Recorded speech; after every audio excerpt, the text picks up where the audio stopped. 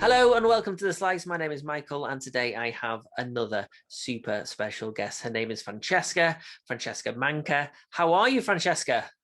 I am really well. Thank you for having me. I'm really excited to be here. My pleasure, and I love your outfit today. That is probably the best outfit we've had on the show to date, I think. Oh, do I win a prize? Um, you get to talk for 10 minutes about your business and your video journey. How does that sound? I like that. I That's like that too. Good. So that's what you win. So basically, have you seen the show before?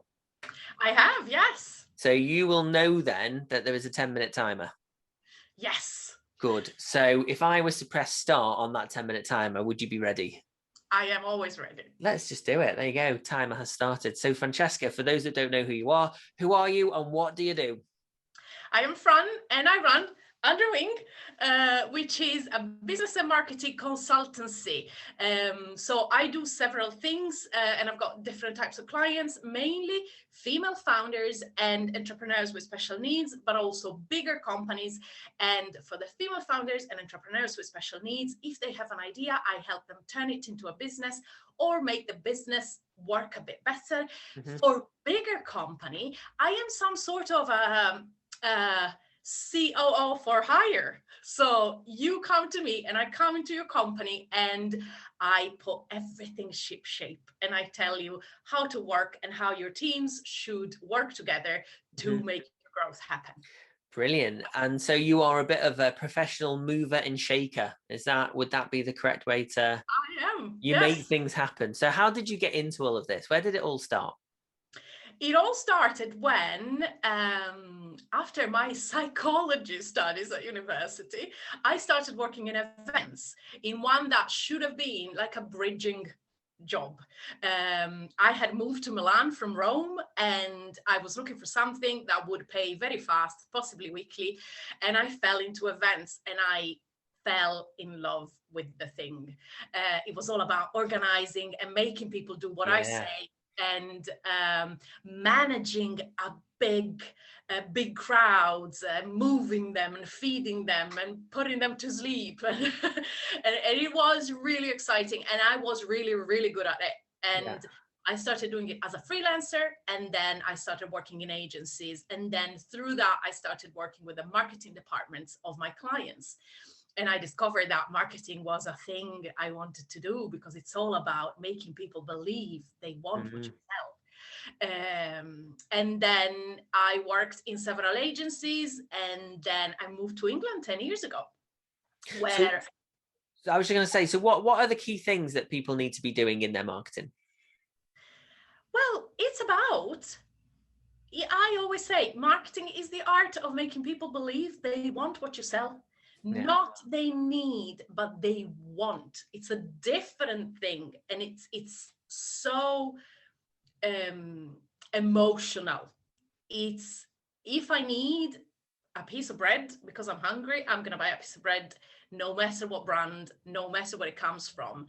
But if I want a specific ring from Tiffany's, I will want that ring. And if you bring me another ring, It eh, won't be as good.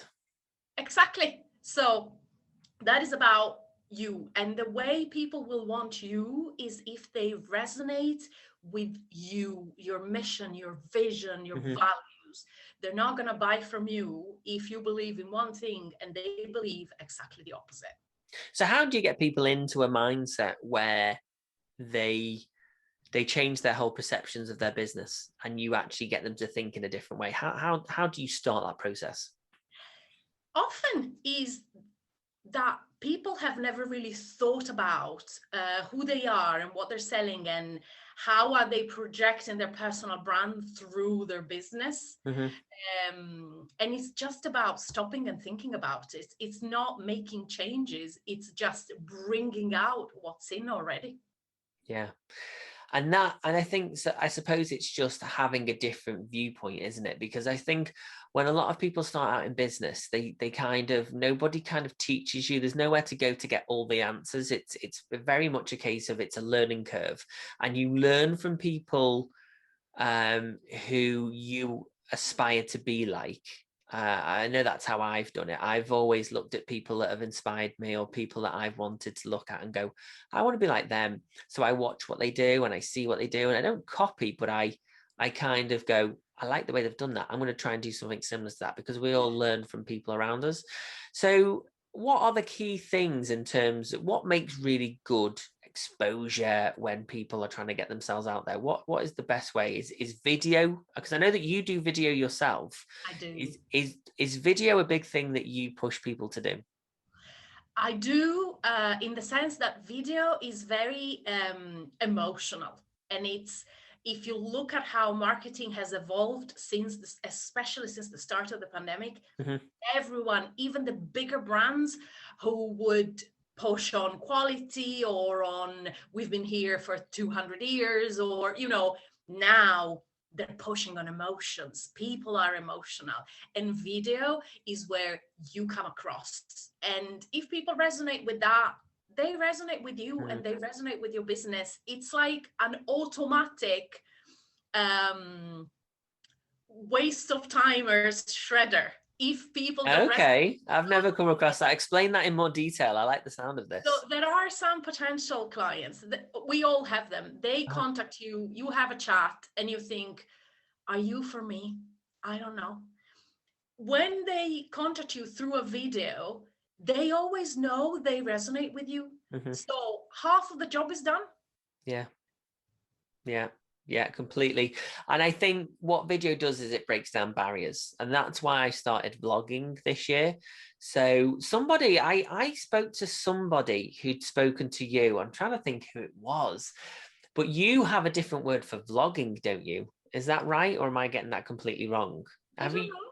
Yeah, someone said that they'd spoken to you because you're someone that likes to do the whole vlogging, but I'm sure there was a word or a phrase, and if I can ever remember it, I will definitely put it in the comments of this video.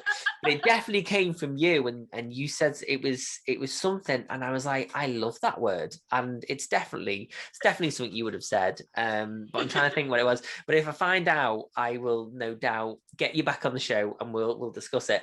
But in terms of, a lot of people really do look up to you, and obviously I reached out to you to come on the show because I like what you're doing, and I think a lot of that has come down to the fact that you've implemented video into your business. And I knew instantly from watching you over the last couple of months that you would be great to come on the show, talk.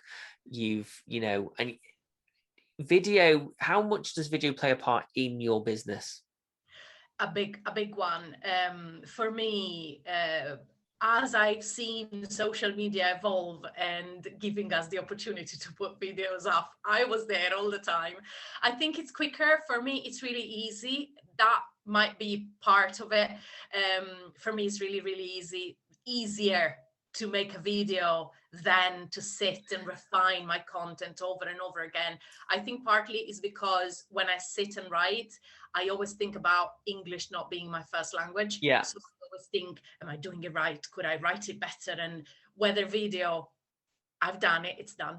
Whatever I've done, it's in the past. Exactly. It's about just moving on, getting that content out there. So how have you found, so you say that you're obviously very confident when it comes to being on the camera. You've never really found it an issue, and it does come, like, to me, I think I've been the same.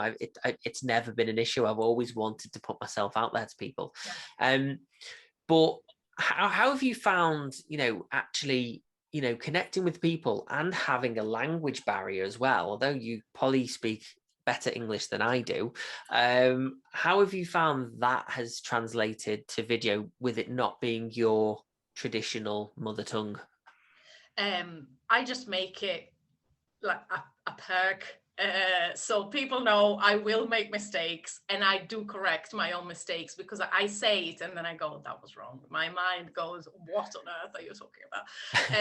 And I just correct myself, or I put writing on, flashing writing on the video when I'm editing, saying what. And I just think the message comes across anyway, even Yeah. if I use the wrong word, or even if I don't put the S at the end of the word that it's supposed to be plural. There are people that have this as their main language and still don't put the S at the end. So honestly, don't feel bad on that. But I just think what you've done is incredible. Your journey has been incredible, and I think the fact that you've just said that, you make mistakes, it's fine. As long as that content is there, you can quickly just explain something in your editing. So, and I think also it goes back to the fact that you're breaking down those barriers, isn't it? You're actually going, do you know what? I'm not perfect, but this is what I'm talking about. Yeah, and I also don't think when we start a video, we have an idea of what we want to say, but in reality, no one else does. No one knows what you're about to say. Exactly. So no one is going to think, oh, she should have said that, isn't it? You know, but no one else knows. So, but we have this thing that we live in a society where we have to be perfect and everything we do has to be absolutely spot on and blah, blah, blah. Oh my God. There you go. There you go. It's done. It normally scares me, but it got you today. How did you find it? I loved it. It's really, really nice. And to be honest, we got quite a lot of content out, really. We got a lot out there. But I definitely think you're going to have to come back on the show at a later date. Would you be up for that? That's cheating, though. We didn't manage to put everything we wanted in this one. So, but if you, there have been people that have come and done part 2. So I will always let someone have a part 2. So if you want to do a part 2, you can do a part 2. Absolutely, yes. Good. Well, we'll get you back on the show. Well, thank you so much for being here today. I really appreciate your time. If anybody would like to watch any previous episodes, you can head over to youtube.com/takethecakepro. If you haven't subscribed, don't forget to click the button. If you would like to see when I post all my latest videos, don't forget to click the bell. Thank you so much for watching, and I'll see you all soon.